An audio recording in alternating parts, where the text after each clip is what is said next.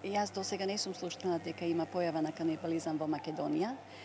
Знаевме за канибализам некаде во светот далеку, а тоа беа некои острови во Тихиот океан, Австралија, Централна Африка и Средна и Јужна Америка.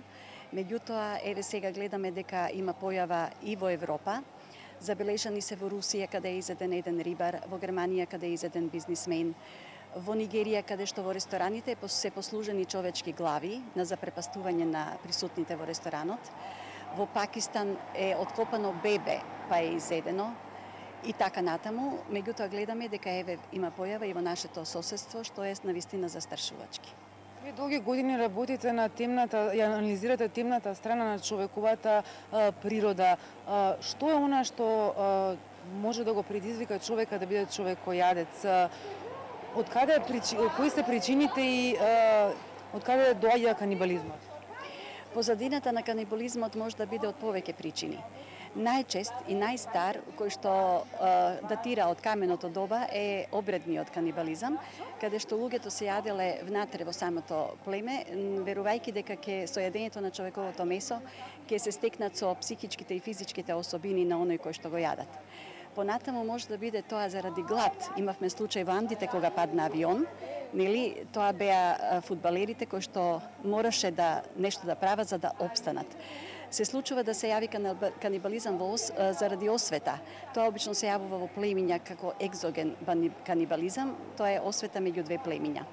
Понатаму се јавува кај личности со садистички карактер, каде што има повеќе нивоа на садизам, но има еден вид на садисти кои што се задоволуваат само кога ќе видат човечка крв, и во колку не можат да видат туѓа крв, тие се спремни да пролеат и сопствена крв, само да видат крв и ја пијат таа крв и веруваат дека е тоа вино.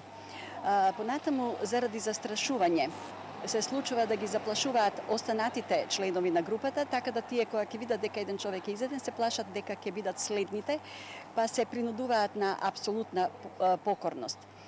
Се јавува и како верување дека човековото месо е некој вид на посластица, дека тоа дава моќ и сила, дека заштитува.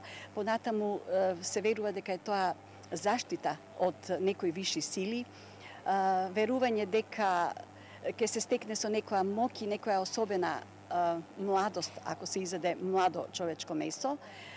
Така да причините се повеќе кратни, меѓутоа се јавува и како патолошки процес кај деперсонализација, кај тешки душевни расстройства, како склоп на тоа, како нели тоа е вклопено во душевното расстройство.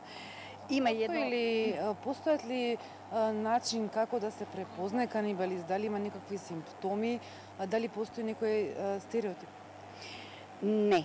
Нема начин како да препознаете канибализам и кога сега зборуваме за канибализам, се потресувам затоа што пред 20-25 години на истиот овој начин зборувавме за педофилија.